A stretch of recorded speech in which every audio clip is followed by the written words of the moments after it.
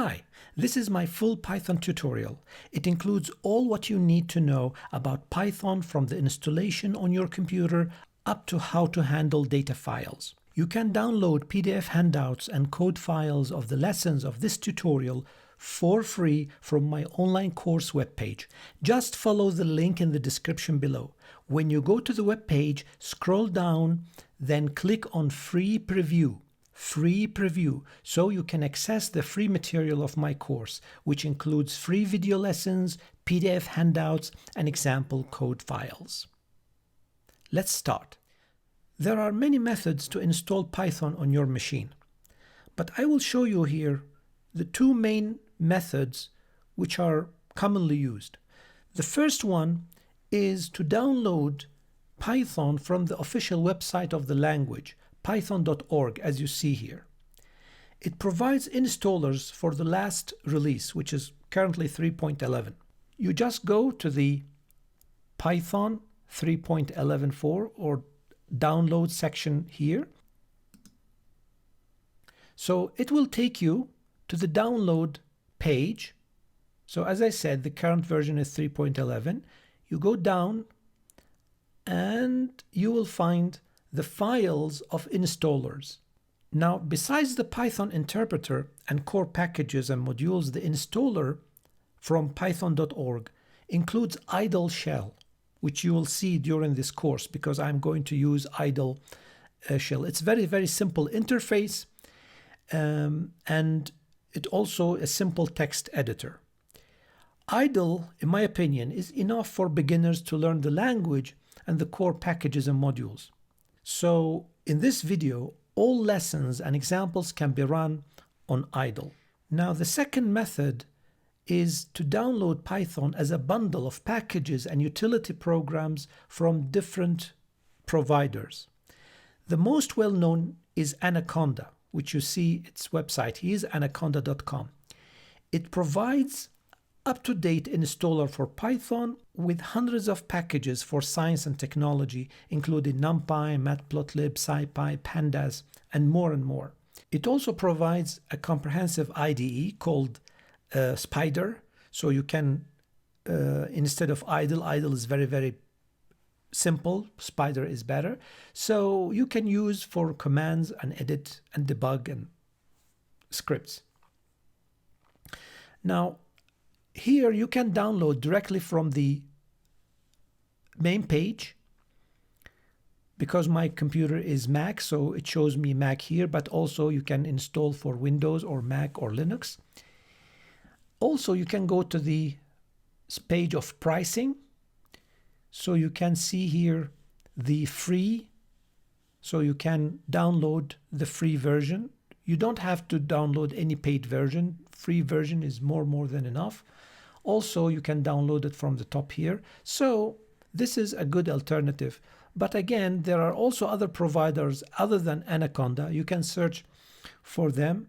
So my recommendation is that if you are starting learning Python from scratch, you can easily start with idle from python.org. And after you have a better grasp on the language, you can upgrade to Anaconda or any advanced platform. Or you can start with Anaconda from the beginning. This is your choice. An integer can be defined as a number or a variable which holds a whole value. And this value can be recognized by not having a decimal part or a fraction part. For example, pi 3.14 is not an integer because it has a decimal part. 1.5 is not an integer because it has a fraction part. However, if we say 10, it is an integer because it doesn't have a decimal point or a fraction. This is the simplest way that Python can recognize the number you enter. On the left side of the screen, you see the Python shell.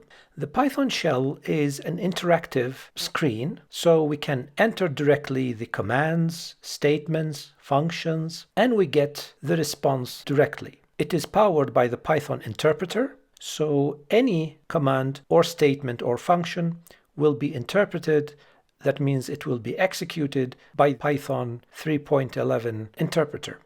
So, for example, if I enter 8, it will respond as 8, so there's nothing different. But if I say 8 plus 3, it will give the response. So for that reason, the Python shell can work easily as a calculator. For example, 6 multiplied by 5 plus 2. So you get the answer. So this is one of the interesting things. If I say a equals to 4, a is a variable, while 8 at the top, for example, is a constant. So 8 represents itself, it's a value. But a saves another value inside. Now, what is the type of a? So in Python, there is a function called type, and as you see, its color changed to purple because it is one of the Python functions. And we give it the object a. When we press enter, class integer. That means a has an integer value. We can calculate from a, b. So we say a plus 3. Again, if we say type b, b is still an integer because addition of two integers gave an integer output. The multiplication,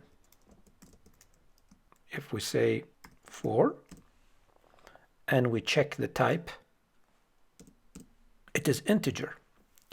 However, division is a little bit different because if we use the normal division sign, a by 2, you see that division gave us a non-integer number because it has a decimal point.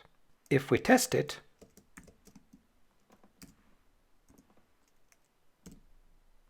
type, you see float.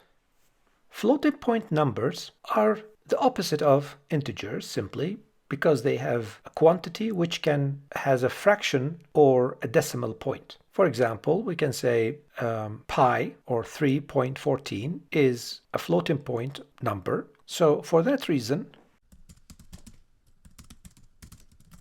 type of pi, it's a float. Y equals 7 point, and we check the type of y, it is a float. So just by adding the point, we can define a number as a float. If we add a float point number to an integer, and we check, so we see that the output is float, because the float is more general than integer.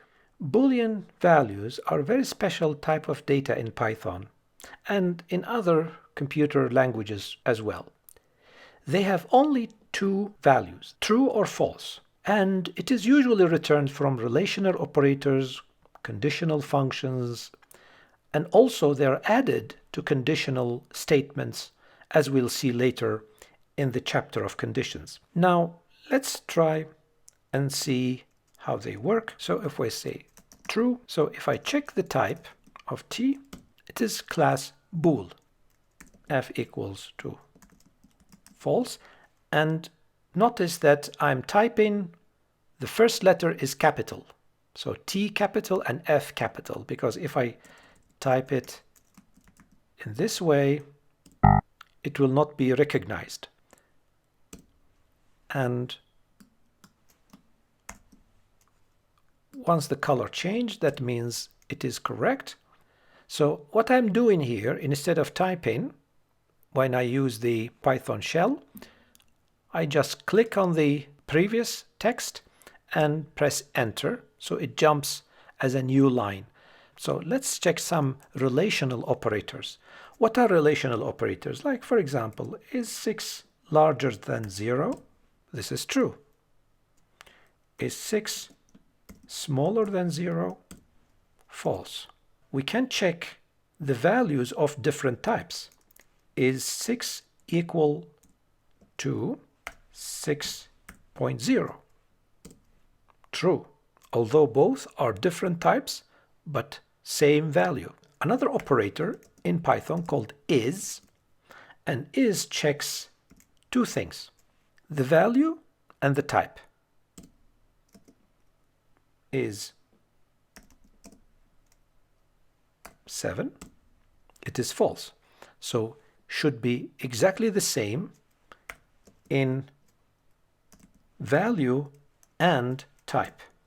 Python has a generic type called complex. That means we don't need to add it from outside. The complex numbers are originally defined in Python. For example, if I say u equals to 5 plus 8j, and notice 8 and j are connected, are not separated, they're connected, and there's no multiplication or dot between them.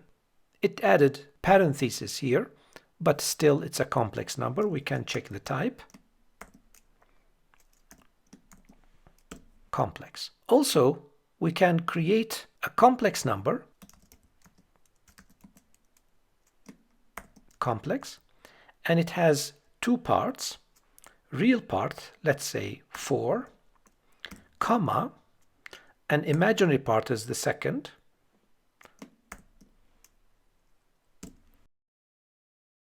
We don't need to program complex operations for Python because operations like adding, subtracting, multiplication, division are defined for complex numbers in Python. For example,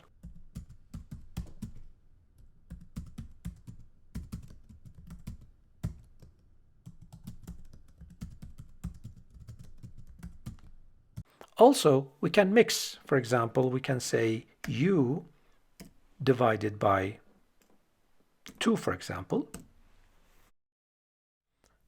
A string is one or more characters combined together between two quotation marks.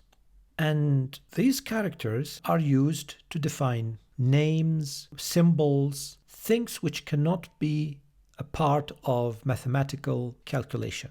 If I define, for example, I say my name, this is a variable. Of course, one of the important rules in Python variables, they should not contain a space. So I cannot say my name, and the variables must start with a letter. And I say, so notice something here. I defined Murad between two quotation marks. Also, they could be in double quotation, like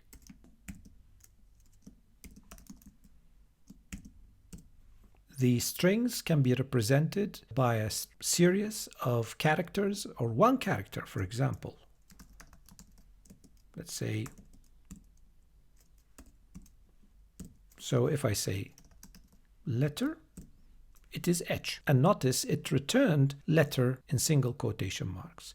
My name, for example, again in single quotation marks. Although I define them by double, this is the standard of Python. I can print my name. And notice when I used print, it removed the quotation marks. Also, I can say, for example, device.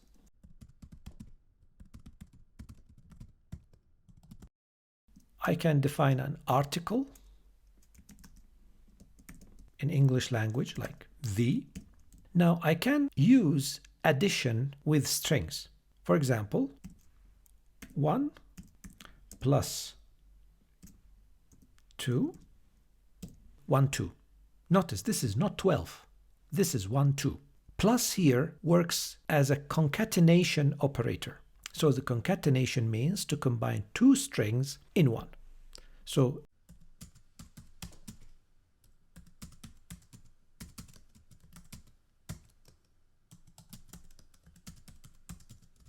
if I print,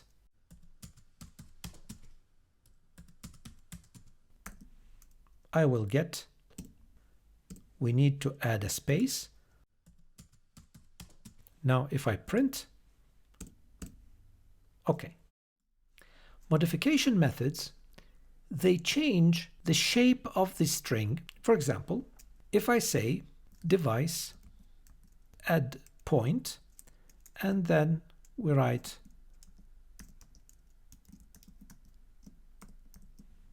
capitalize. So as you see, it changed the case of the word computer to small, because capitalize changes only the first letter in the string to capital. If we use upper,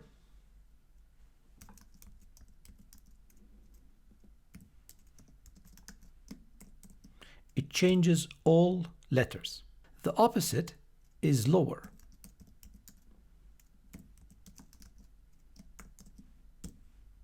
All small. S.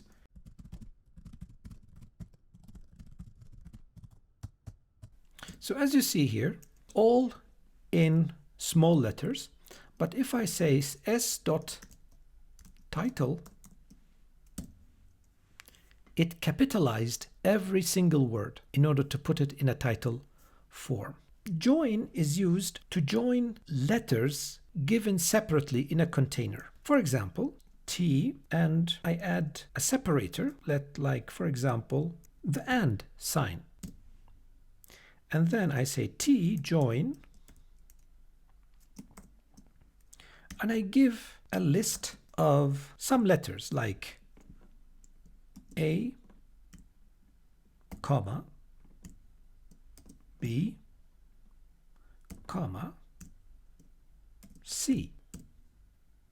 You see, it joined the three letters by using the character I defined in T. So T is the separator. If I don't want to separate with anything, instead of T, I can use two consecutive quotation marks. No space, this is a space. No, without space. And it will be ABC. If I add a space, of course, it will show A, B, C with spaces. Testing methods, they test the content. For example, device.isAlpha. Now maybe you can look to device. Let me print it again. So you will see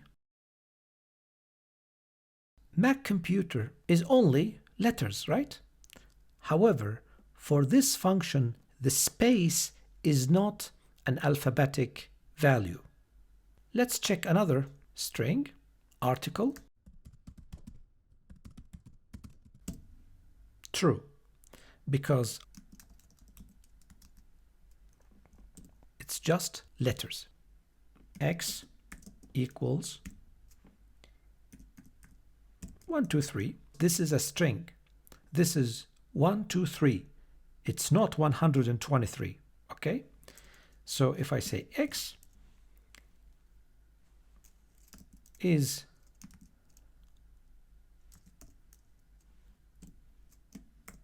alpha, it's false. Is X numeric? Yes, it is numeric. Input function in Python is used to receive data from the console or the keyboard and assign it to a variable. Let's try. The console or the interpreter is waiting for the value. So if we enter value 7 and if we say A, so A is 7. Notice here that A, although we entered an integer, the input function received it as a string. They need another step in order to convert or to change the type of the input value from string to the required type, integer in this case. So how can we do that? Simply just by adding the typecasting function or conversion function int. When we execute this line and we enter value of A and we check A, we notice now A is an integer value. If we check the type, A, as you see, it is from class integer. Now let's learn something new. For the previous exercises, we always used the shell, and we entered the commands one by one. Now let's try to see how can we use the Python script. So in order to start a script file, we just go to the File menu on idle and click on New File. So this is an empty file and without a title, so we can save. So we go to File and click on Save, and we save it with a name. I'll choose the desktop to save it, and we call it Program 1, for example. And let's try to write a small script. It's a input, calculation, output program.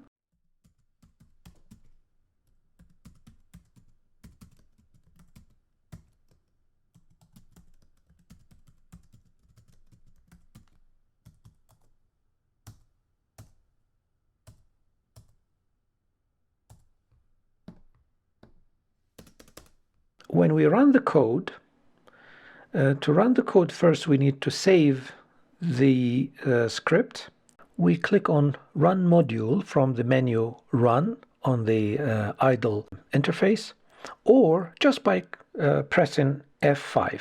So as you see here, the idle shell will be opened.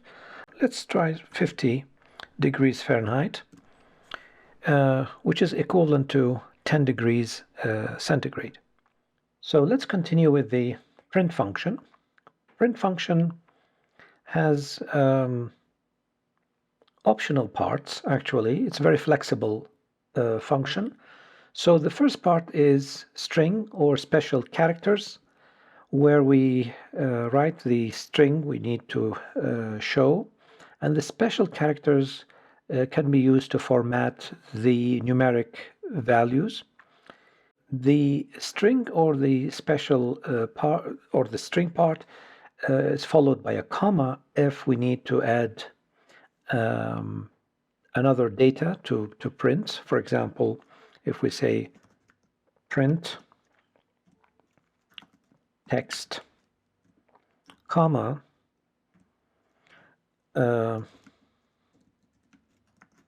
another text this way. So as you see, it is going to print the result in this way. The percentage sign is separating between the string and the values which are going to be formatted using the special characters.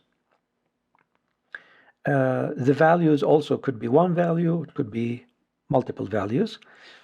Finally, we have a parameter which is used to control the end of the print. So if we need to stop at the line or continue for next line and so on.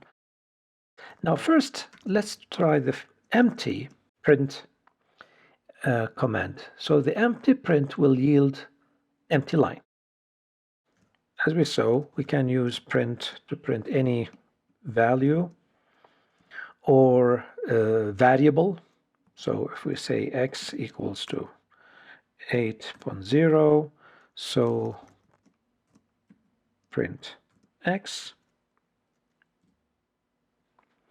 By using either by just adding a simple text like x equals to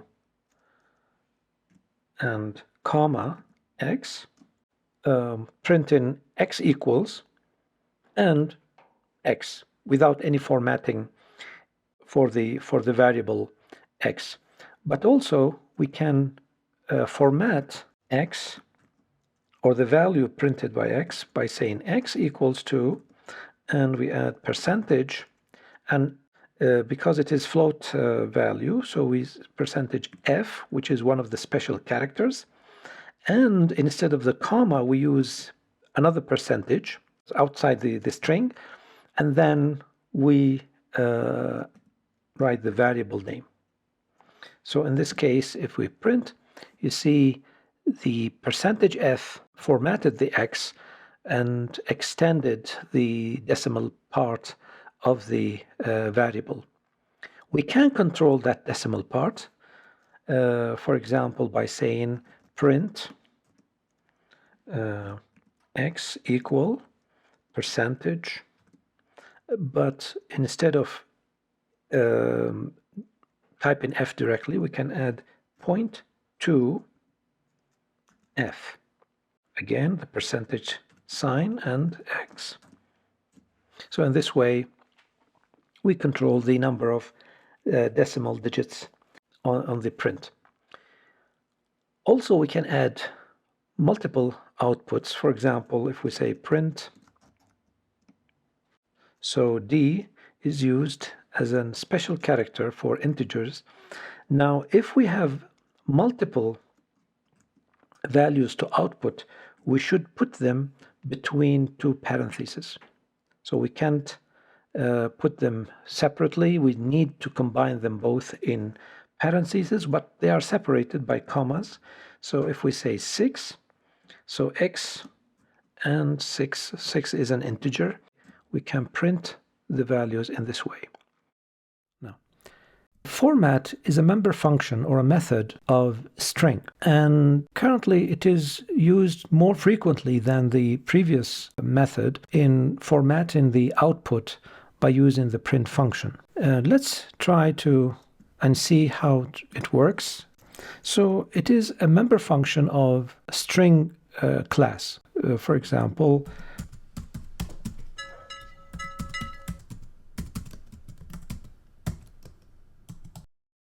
format takes arguments, and those arguments are the values which are going to be replaced in the locations of the curly braces here at 0 and at 1 consecutively. For example, 5, 10.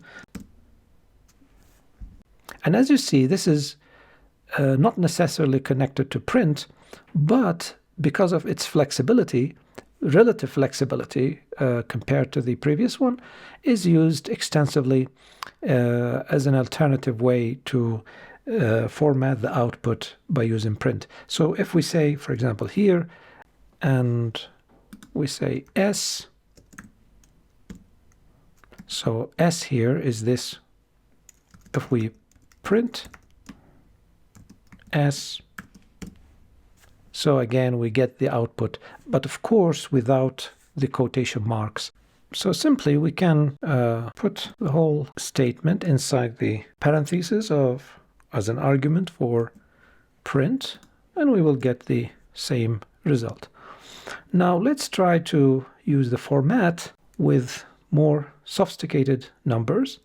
So imagine if we have the value, if we say unit, and unit is a string meters per second, and then we say print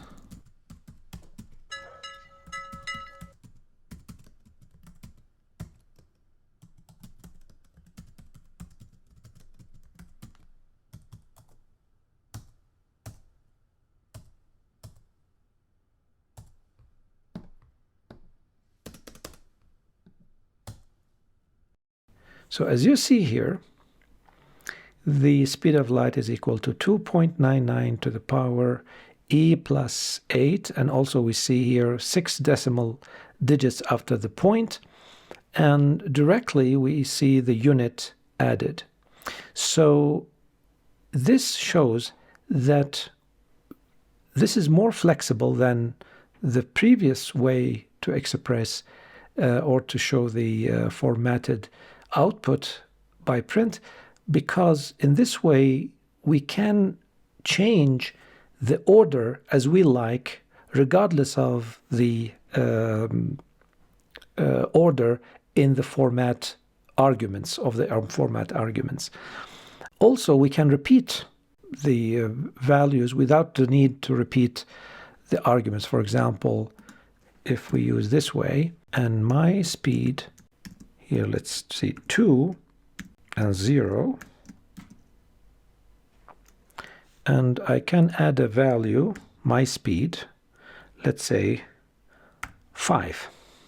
As you see, we didn't have to repeat the unit because it's already there. We just repeated its location and within the string. So in this way, the format took the value of unit and repeated it according to the location we showed them.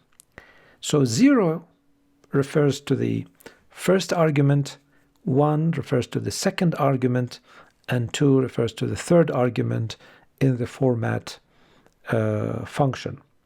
And it distributes them according to our design as we like.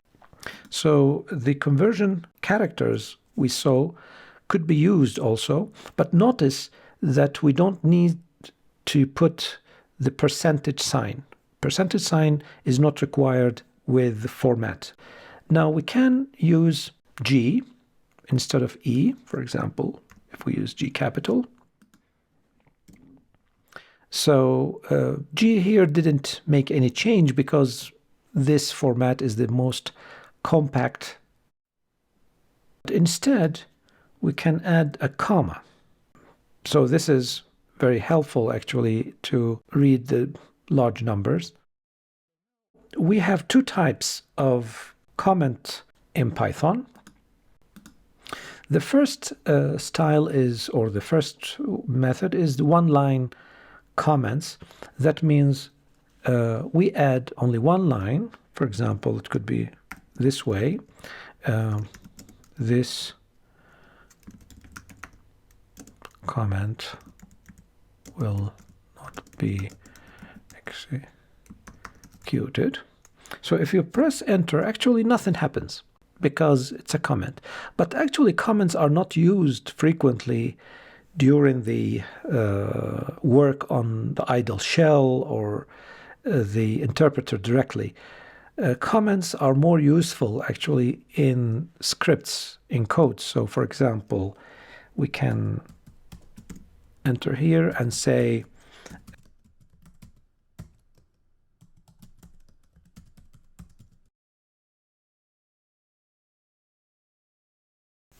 so this is a comment, and this is the most common way to use it. One line comment could be also added to the same line with code, conversion equation. So if we run the code now and we put any number, so as you see, the comments have no effects. They are just explanation for what's going on in the code. Also, they could be deactivate simple lines. For example, if I don't want to see the value of the temperature in Fahrenheit, so I can deactivate the print statements. As you see, the color has changed. If we run the code and enter a number like 65, it's not working. Multiple line comments are used to write a block of comments. First, we type 3 quotation marks, 3 consecutive quotation marks. So as you see here, once I typed the 3 quotation marks, the color has changed. And next line we start typing.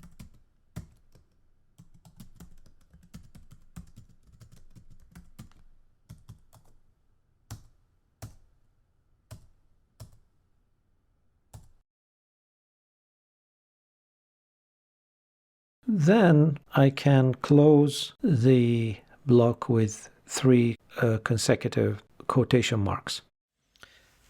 Python arithmetic operators are similar to those used in mathematics, except some special operators, as we see here in the table of the built-in operators and functions of Python. Let's go through this list or this table one by one quickly. So if we perform the addition, simply integer addition or float addition. Subtraction also similar. And as you see, the result usually is similar to the types used in the operation, except you should notice if they are mixed like for example 4 minus 3.5, the result will be float in order to keep the decimal part in the result. Also, we notice that the same thing goes with the multiplication, which is the again, if we use float, it will be a float. Also for complex, for example, if you use complex numbers, 3 minus 5j. We have three types of division in Python. The first one called real division or float division.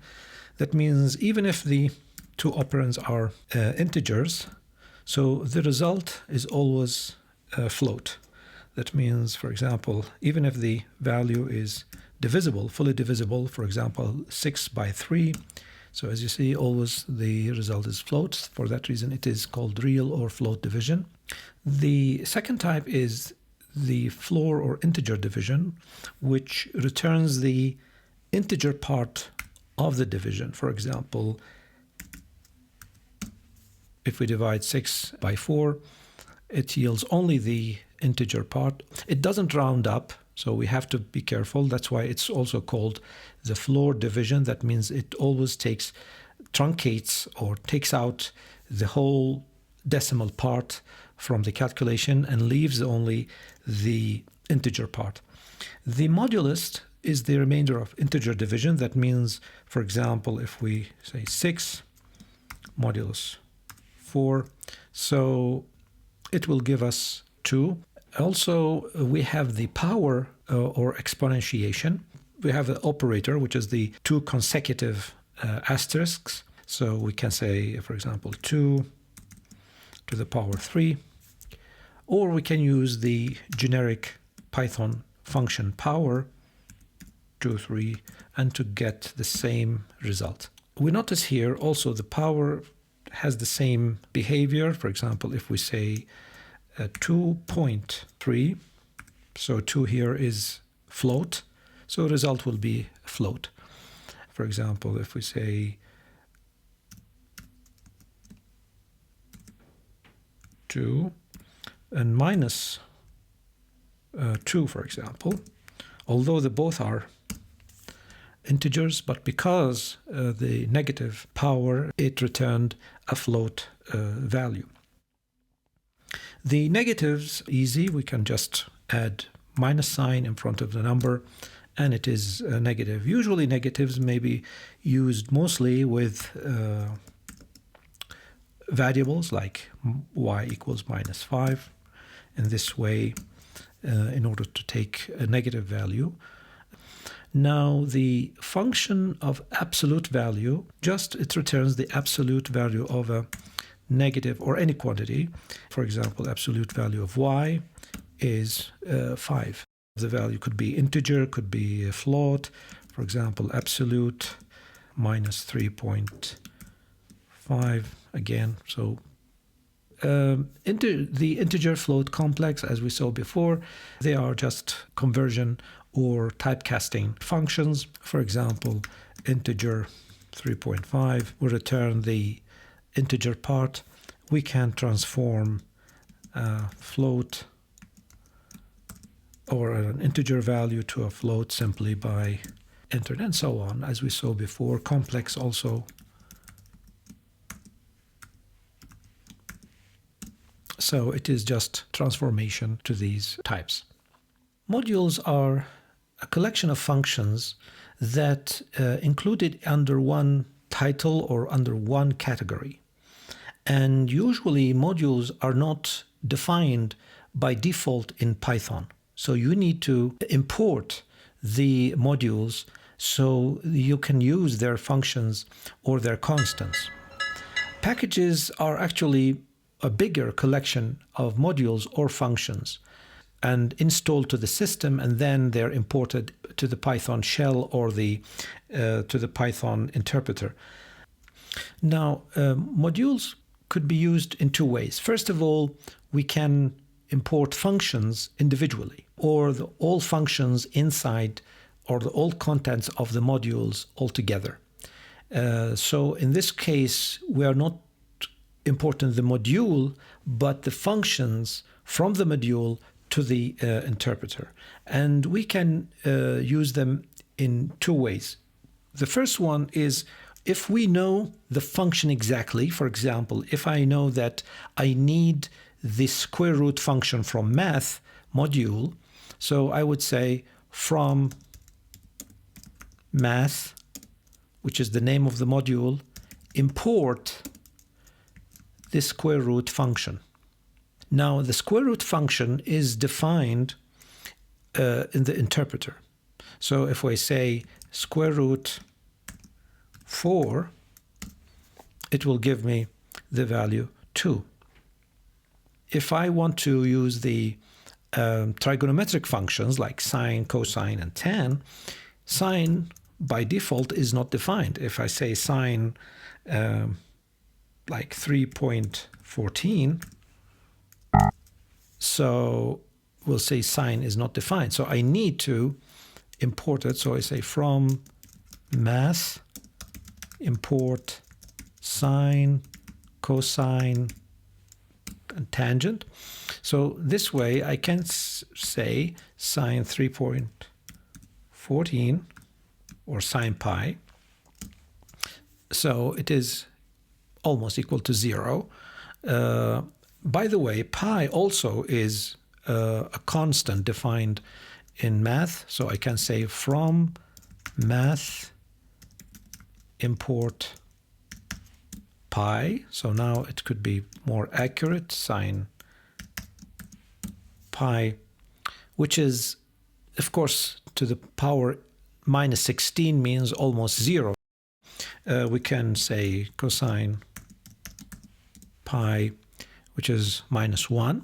So in this way, we can define them individually. Now, we can import all functions altogether by saying from math import, and we put the star. So the star here is means the all functions and constants inside this module. So by entering all the functions are imported. For example, if I say give me the logarithm of 10, of course logarithm here means the natural logarithm, so it will give me the natural logarithm of 10. Or if I need the base 10 logarithm of 10, it will give me the base 10 logarithm of 10. So now all functions are defined. Also the constants, for example, we have a constant of infinity. So if I say 1 over infinity, it is 0. In order to import the module, we have two ways. The first, just import module or module name. Let's first of all clear the shell. Now, to clear the shell, you can close the shell. We can close the shell or idle shell directly from here. However, the best way, if we don't want to lose the data, we can go to shell at idle and restart the shell. So by restarting the shell, actually we clear the memory or the workspace of the shell from the previous defined values or imported modules. For example, if I try now square root 4, it is not defined. Let's import, use the first way, import math. So math is imported. However, if I want to use any function of math, I need to write math dot and the function name, like square root. And then I say 4, so it would work.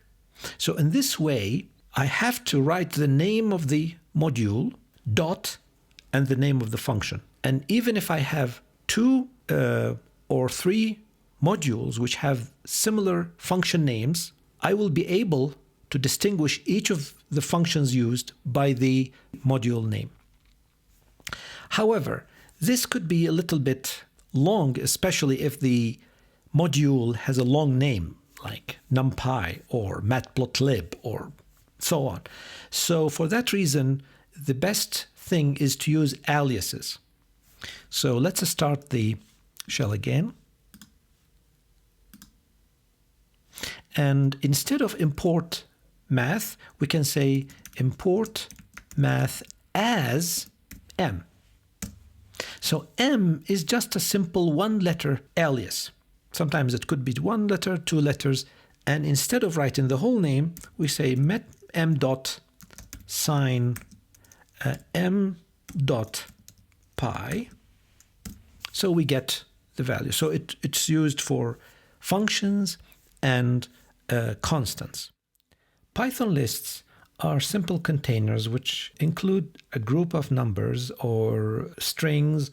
They could be accessed through the index, which specifies the position of that piece of data inside the list. For example, let's try the list A, which is simple, a group of integers, 1, 2, 3, 4, 8. Now, in this example, if we want to access any value, we can say A, and within square brackets, we add the index to the sought element. Now, notice that the index of the in Python lists starts from 0. So 0 is the first, refers always to the first element in the list.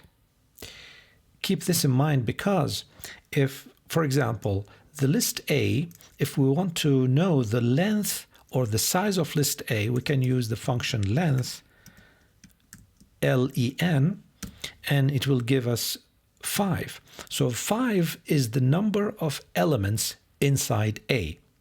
But the index to the last element is 4. So if we say A 5, it will give us an error message because the last index is always less by 1 from total length of the list. So for that reason, if we want to get the last element, we say A4. Or there's another trick. We can say A minus 1. That means this is the element from the other side, the first element from the other side. This is used in Python also to go backwards. For example, if we say A minus 2, so it will be the next element from the end.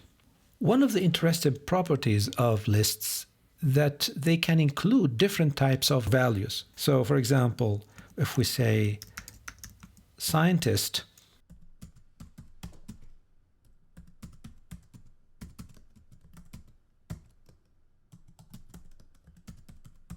so if we say scientist,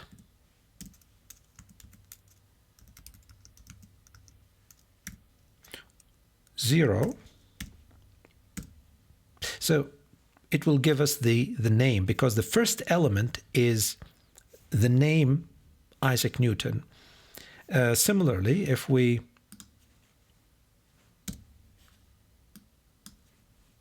enter the element 2, for example, it will give the second date or the date of death.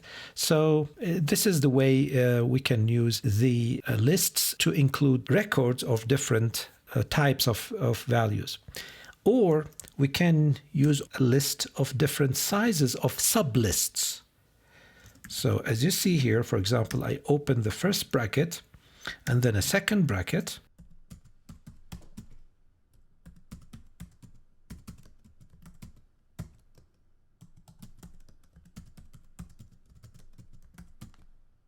In this way, we can save a group of lists inside a big list. So if we want to get any list, if I say, for example, K0, it will give me the first list. Now, if I want to reach the first element in the first list,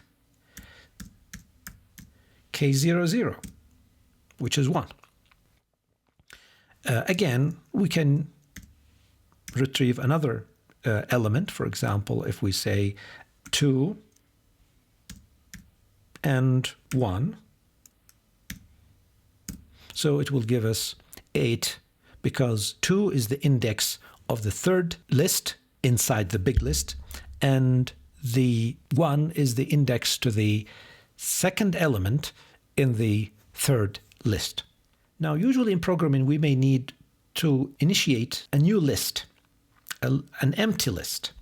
So in order to achieve that, we have two simple ways. First, we can define the name of the list and say list, or simply by opening and closing empty brackets, which are also, so if we say, for example, type what is B, it will say B is a list, it's a member of the class list, and also type C, again, it's a list. But there are two empty lists which we can fill by using member functions or methods. For example, if we want to add an element to B, so I will say B append 5. So if I press B, now B has one element, 5. If I want to add another element, I would say B dot append, and let's say 6. So B now has 5 and 6, and so on. We want to perform some operations on S. So we want to retrieve some elements. Now, one of the simplest way to use slicing by giving the colon between the brackets. So this symbol means give me the whole elements or the whole list from index 0 to the index 8. We can start from the beginning. So when we put the colon without a starting value, so by default it will start from 0 index from the beginning to the index number 3. Be careful. Here we put 4, but actually it will give us up to the element of index number 3. The opposite way can be used also, and we can start from index 4 to the end. Now, what if we need a group of elements between defined indexes? So from 2 to 5. So when we enter this, we see that 2 is at C. We see letter C actually at the position 2 according to the table. However, it doesn't go, as we saw before, it doesn't go to the index number 5. It stops at 4. So again, keep this in mind. Slicing returns items up to one item before the stop index. Again, from 0 to 8. However, we can add a step, add another colon and another value. This value will be the step. So if we enter, we see that it goes with step 2. So it gives A, C, E, G. Now again, it didn't give us I because always stops one item before the last stop item. S, again, similarly, we can add 2 colons. So what means give me the whole elements, however, with step 2. So in this case, it will go to the end of the list because in this way, the first column tells the interpreter that we require the all elements from the very beginning to the end. The last example is if we need to start from a specific element to the end with step 3, for example. So here we started from element 1, which is B, and we jumped every 3 elements. So it gave us B, E, and H.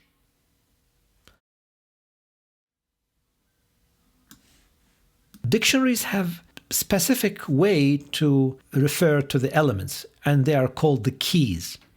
So the keys are either numeric values or strings, as you see here, which refer to a specific data. So instead of using the index as we use in the list, we can use the keys to refer to the values according to their position. So scientist, and instead of index, we use the key, and as we see, it returns the value assigned to that key. So the value of that key is the name, Isaac Newton. Now, similarly, we can do that. Instead of name, we can use birth, and also we can use for the next the date. If we want to see or to get a list of the keys, so we have a function, member function, which is called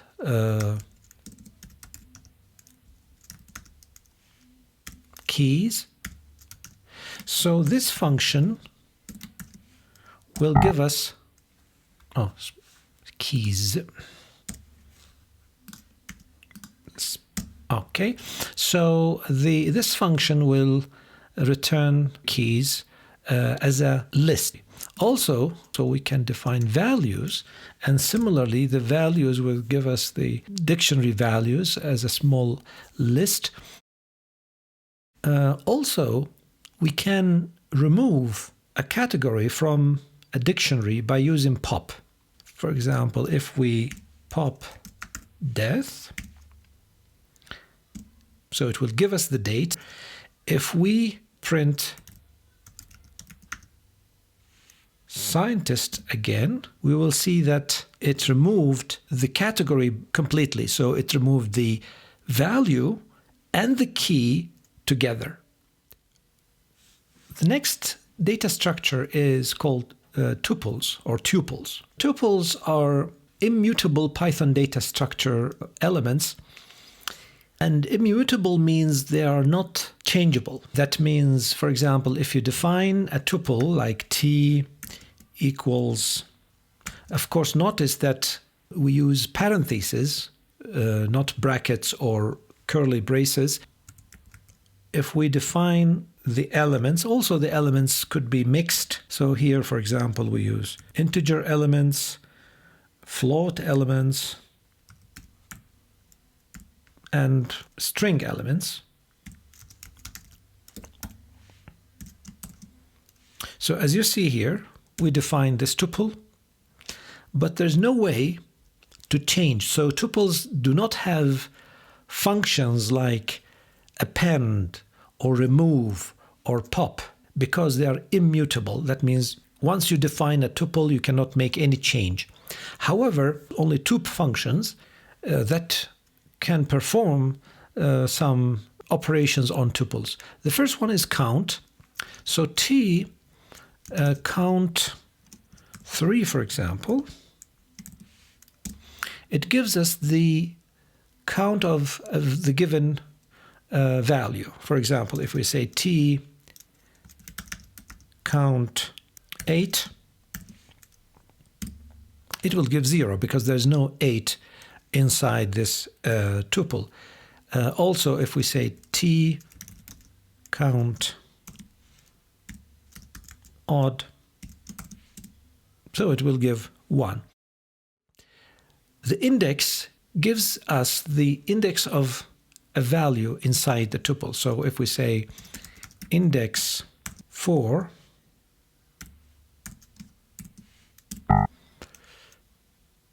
I forgot to add t.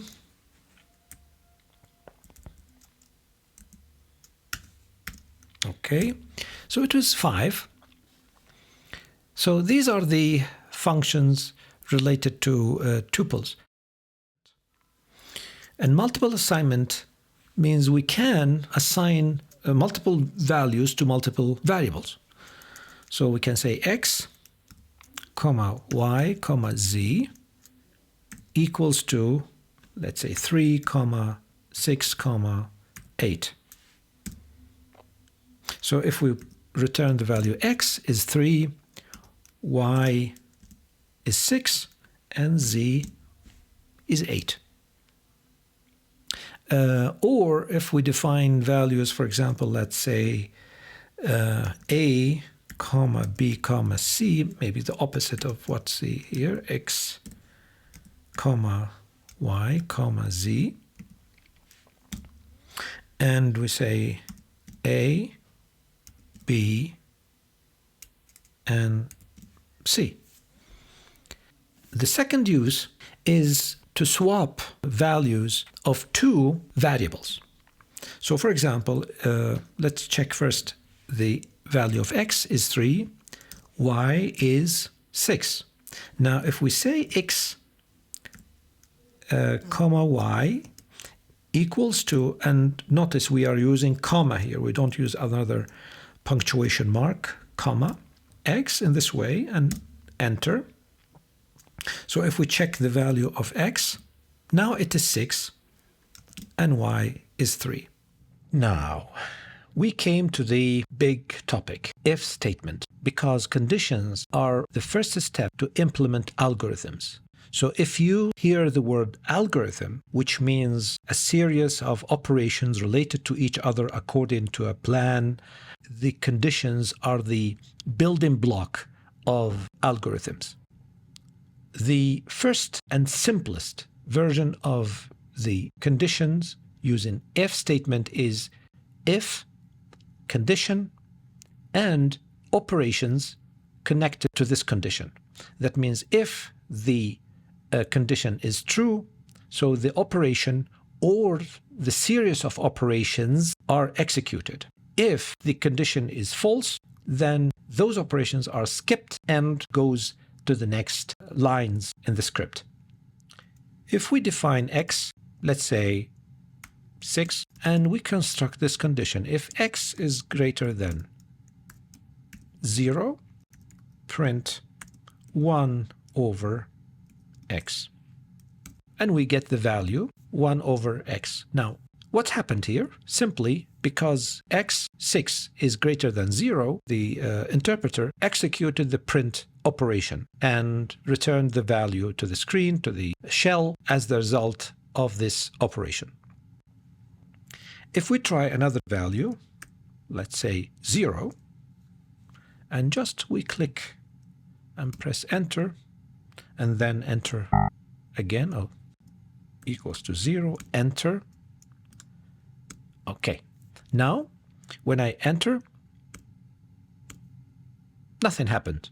You see why? Because in this situation, since the condition is not satisfied, that means the result of the condition is false, the operation was skipped and nothing printed. So this is the simplest way to use the if condition. If I say if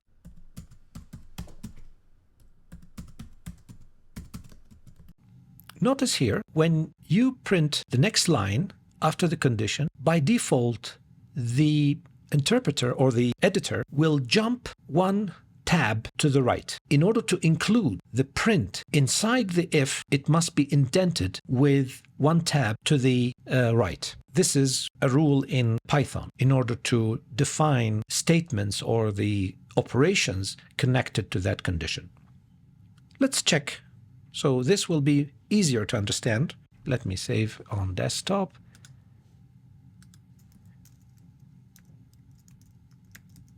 Conditions, save, and run.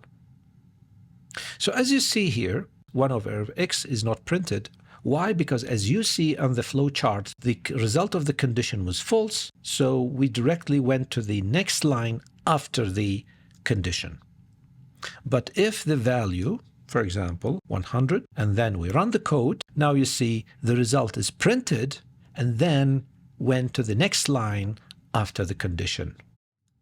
Now we have another structure which is called if-else structure. Now if-else structure, else is optional, but it could be added if there is another set of operations that should be added to the code if the result of the condition is false. We can check this with this simple example. Let's try it on the shell first. So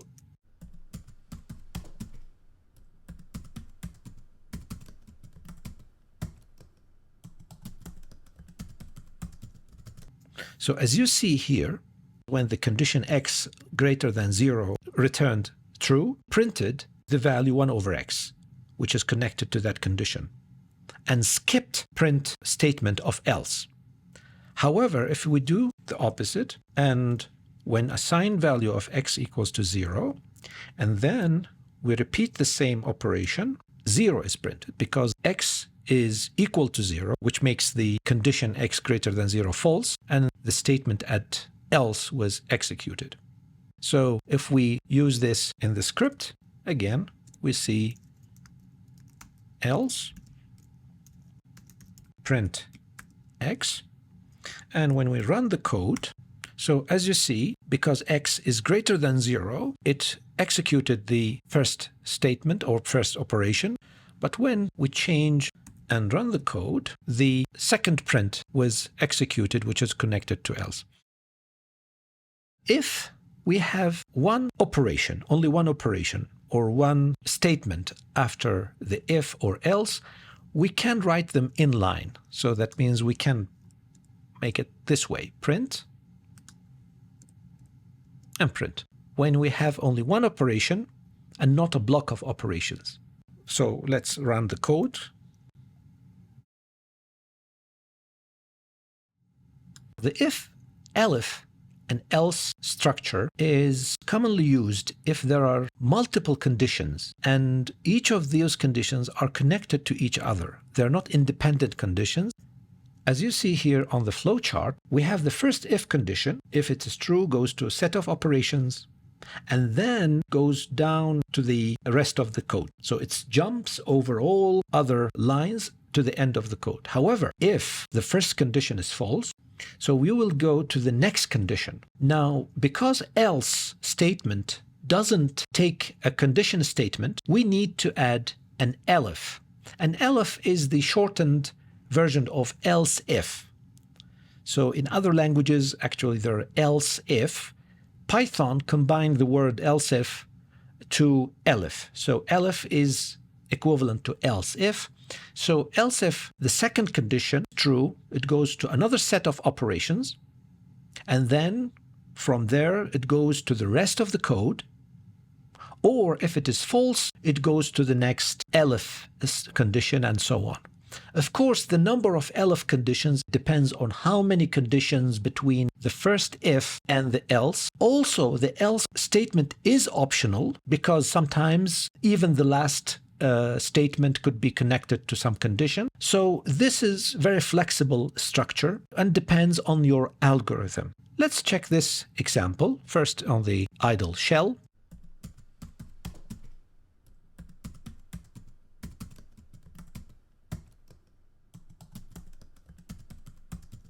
And the result is 1. Why? Because simply the second condition is true. That's why we added 1 to x and printed 1. If we change the value to 10, for example, and let's press enter twice, so we get the result 0.1. Why? Because the first condition returned true, so we executed the first print. Finally, let's try to use -10 and then enter twice, and you see the result is 10. Why? Because in this situation, the first two conditions returned false, so the first one is false, the second is false, so there's no any other option other than else. This is a special type of if operator using the if conditional operator.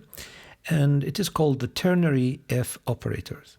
And the ternary means we have three parts separated by if and else. So if the condition in the middle is true, so statement 1 will be executed.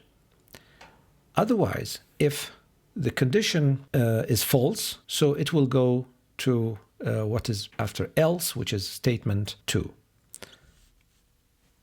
Now let's give a value of x. Let's say x equals to satisfy the condition. So let's say -2. And let's type the statement.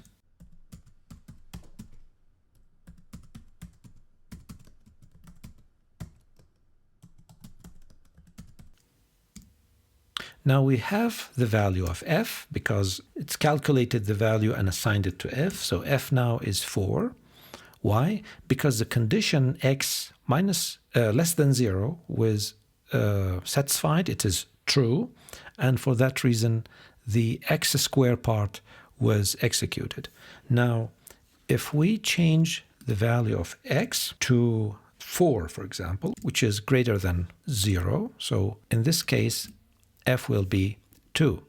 Why? Because here the x less than 0 is false, so the condition is false, and for that reason it's executed the else part of the statement.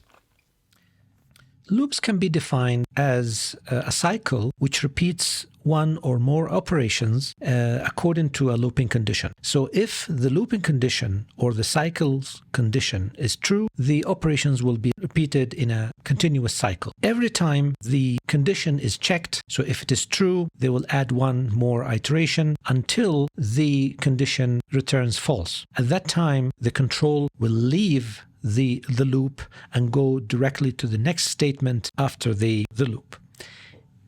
In most computer languages, including Python, there are two main types of loops: for loop and the while loop. Briefly, the for loop depends on the count of elements inside an iterable. So it has three main components. The first component is for and in keywords, which control the iterations. We have an iterator, which is a variable that takes the values from the iterable one by one until it reaches the end of that iterable. Now, what we mean by iterable? Iterable is a range of values, for example, from 0 to 10 or from 1 to 100, or it's a list, as we studied before, or a dictionary, etc. So all containers of Python can be considered iterables and can be used in for loops. Meanwhile, the while loop actually depends directly on an explicit condition. That means there's a condition similar to those we used in if statement, and if that statement or that condition returns true, we will get a cycle until that condition returns false. At that moment, the next statement just after the loop will be continued with. The first type of loops is the for loop. And let's start with the function range. So for loop works with an iterator which goes through the numbers generated by range. And range actually creates a list of numbers which start from a starting value, which is by default is 0 if it is not mentioned, and ends with a stop value. Also, we can add a step for the loop if it is not equal to 1. So the first example, just we type range, and 5 here is the stop value. So it is the minimum requirement, as I said, is the stop value. In this case, the start value will be the default. So if we print the values here and check how the loop works, so we see that it started from 0 as a default value and ended with 4.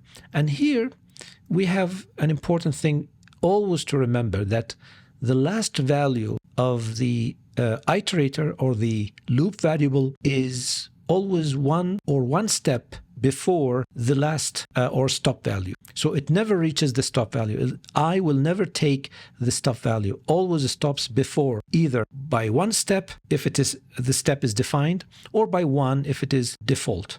And it depends on some cases, as we'll see later.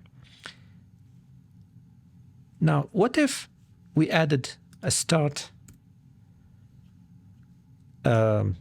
point or start value? So if we add 1, now in this case it will start from 1, and again it will not go to 5. Always it stops 1 before the stop value. Also, we can add a step,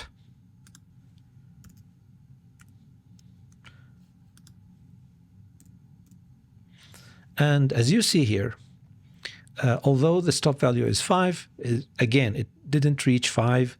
It started from 1, 3, and then exited the loop. Finally, if we want to make a reverse loop, we can say 5 to 1, but remember, this step must be negative. So we can say -2, or,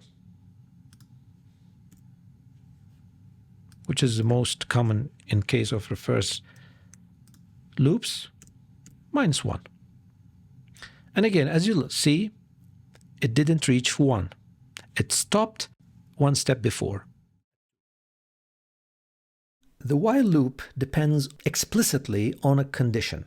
That means we write a condition similar to the if statements. Let's look to this example. Here's a very important thing we have to notice. The initial value must be defined before the loop. So x must be already defined from previous definition, like here in this situation, x equals to 0, or from a previous set of calculations. Again, we don't forget the colon. Then we print the value of x.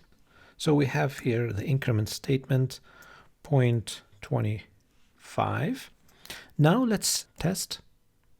So as you see here, the value of x increased by 0.25 until it reached 1. X, the value of x. So it is important to notice the last value of x inside the loop, because in this situation, for example, 1.25 is the value which made the condition false, so the control exited the loop.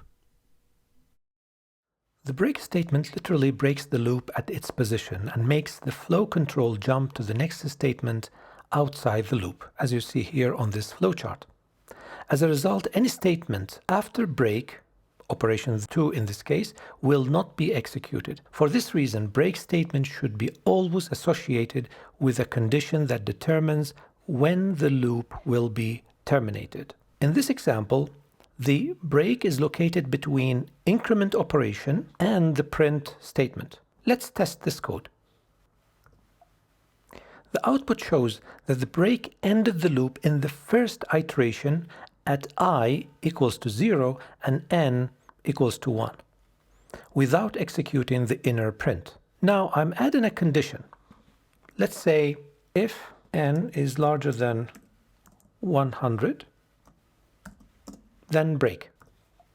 The loop was ended when n was 127, which is larger than 100.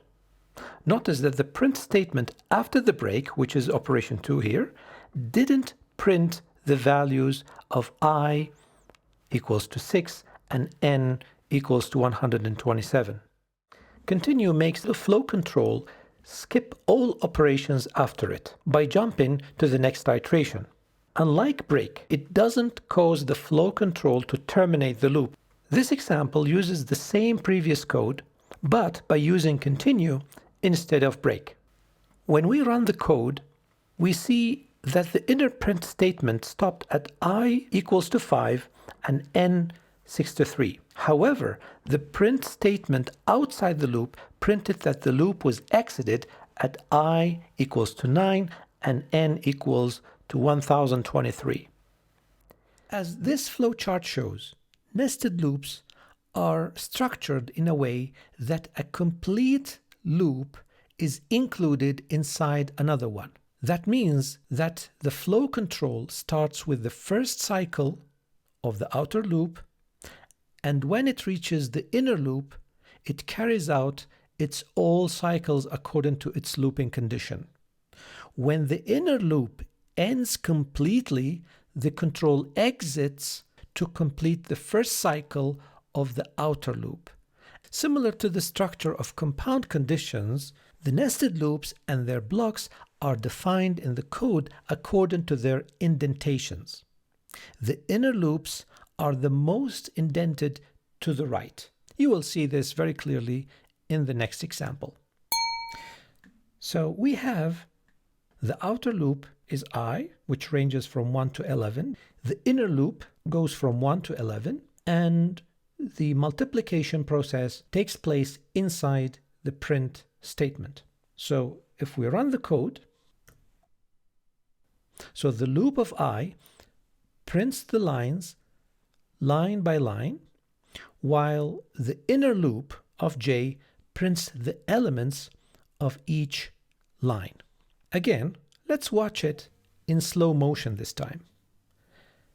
As you see, the inner loop is always run completely before the next cycle, which takes us to the next line.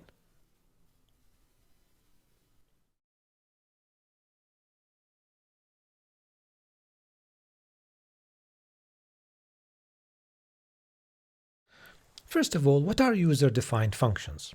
Simply, they are functions created by programmers because they do not exist in Python, or in order to structure a large code in functional parts that are easy to follow and debug. Creating new functions are extremely easy in Python.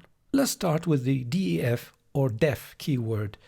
Just after the keyword, we type the name of the function, which has very similar rules to Python variable names, like starting with a letter and not containing spaces or special characters. Next, one or more arguments can be added. Also, a function can be without arguments if it is not going to receive data to process. After the colon, you add the body of the function, which could be one statement or a block of statements. Finally, the resulting value can be returned to the main program by using the keyword return. Some functions may not have a return value since they make changes on objects or just print some output.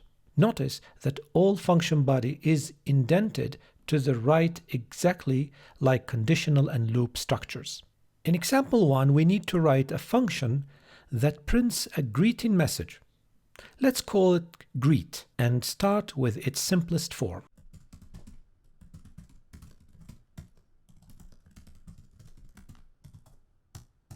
As you see, this is very basic form, without arguments and without return value. Let's test it. And as you see, it worked well. Now let's add an argument like a variable of name.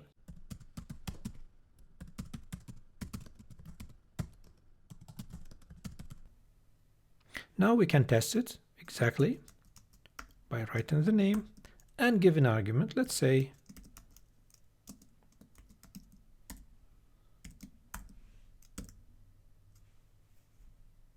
now we notice hello is connected to the name, so we can add a space.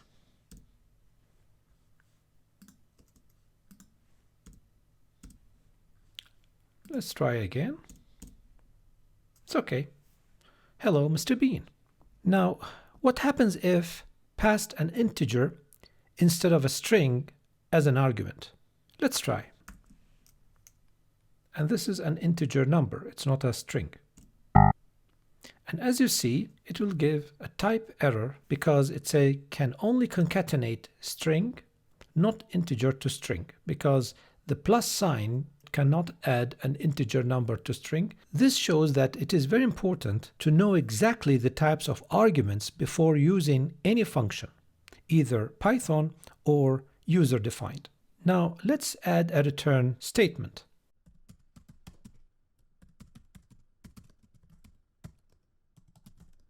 If we try to call the function again, it returned the string as it is, because as you see, the quotation marks are there. So this is the difference between printing from the function or returning a function to the main program to print it in the next step. In example 2, we are going to make a function that adds the elements that have the same index in two integer or float lists. If we try simple addition of two lists like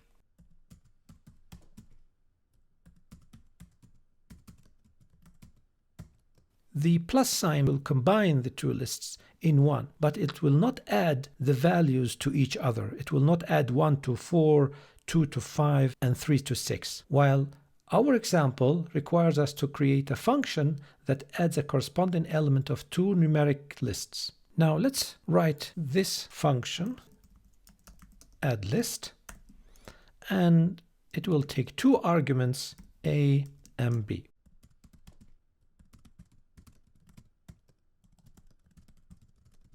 Now let's call the function, and let's say x and y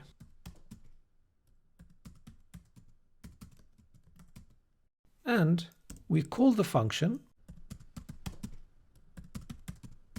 Let's run the code and see the result. So as you see here, add list didn't print the value because it returns the value but doesn't print it. So we add print and we copy paste, or we can use a variable, additional variable, no problem. And here it is. The lambda function in Python has a simpler structure than def function. It is used mainly for simple inline statements and structures that are written in one line, such as the ternary if statement and inline for loop. Let's see how to write a function in example 1, f of x equals 1 over x. So we can write it, let's say f, without arguments. We don't put the arguments in front of the name of the function. Instead, we use the equal sign, then the keyword lambda, then the arguments, but without parentheses. So we have argument x, and then the function body 1 over x.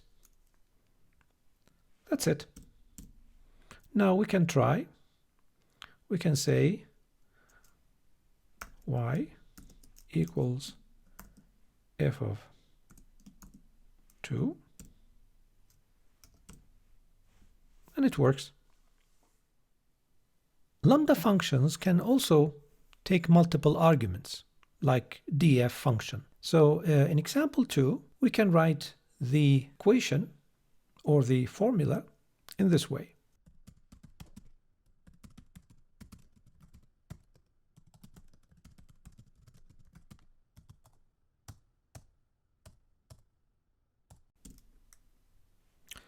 So let's try v 1, 2, 5, and here it is. Python functions can return multiple values. This can be done by using def function ended by the return keyword. Values here can be the result of a variable, constant, operation, functions, or even a data structure. For example,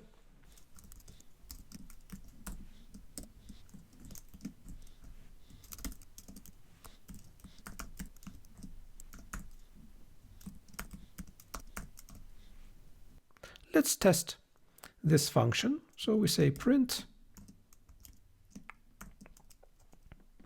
4 and 5. We should notice here that the multiple return values are included in a tuple. If we want to unpack this tuple, in other words, to save each value in a separate variable, we should provide a tuple of variables that has the same number of elements exactly. So A, B, C, D, and E equals to function, let's say same numbers 4, 5. Now A is 9, B is 5, C is 20, D is 1, and E is the small list. Now the parentheses are not required. Usually in most applications we don't use the parentheses here, so it can work this way. As you see, I use the parentheses just in order to emphasize that the returned values are included inside a tuple, but usually we don't use the parentheses in the left hand side of the equal sign. In this lesson, I'm going to use a file called cars CSV. Basically, reading data from a CSV file is similar to reading from a text file. However, CSV is different in shape. Reading a CSV file means to read each value separated by a comma individually. First, we should import the module. Second, we open the file for reading. Third, we use the CSV function called reader to extract all the data and connect it to reader object. We called it my data here. And the reader object actually contains all the data together, so we need to read them individually. And for that reason, we need a loop.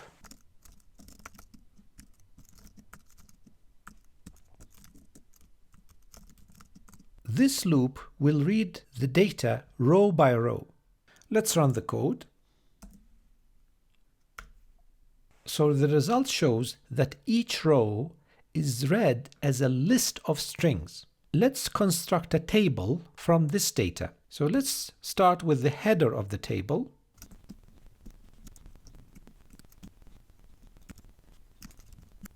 So this is the header of the table, and I used the 6 here in the format. They are used in order to keep constant space for each title. So in this way, we guarantee that each title will be in a separate column in the same distance, in addition, of course, to the tab special characters in between.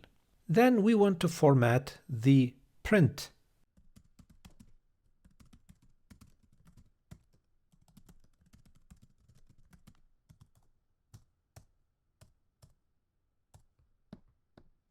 So we print every item read from the file with the width of 6, so in order to fit the width defined for each column in the table.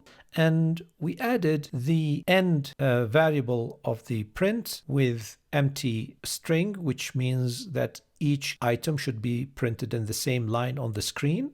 And we added an empty print in order to print the next line when we are going to the next row. And finally, we close the CSV file. Let's run the code and see the result.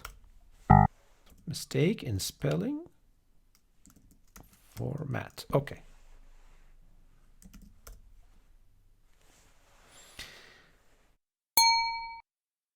Writing data to a CSV file is a straightforward process. In this process, we use two CSV module functions. Writer, which gives us the writer object, and then the write row, which writes lists as rows inside the file.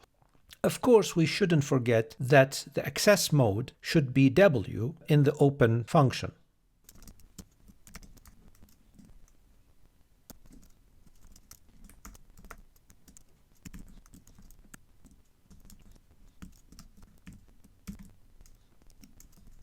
In this program, we are going to open the file in the writing mode. The function writer will connect the file through the file object CSV file and will define the delimiter, which is comma. Comma is the default.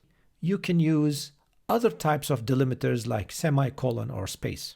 And then we call the function writeRow in order to add directly the rows to the file. Each row is added as a list. Let's test this code. So as you see here, that the function writeRow transferred the list to the file, to the CSV file, in the CSV format. Notice here, for example, the first element or the first item, which is a string, is written here without quotation marks. We're going to follow the same steps if we have multiple lists. For example, if we have a big list of cars where each car has data as sublists, let's test the code. Let's open the file. Notice that the data of the Mercedes we have added before has been overwritten because here we used the W or write opening mode. So we can append it to the current file in the same way, but by setting the opening mode as A.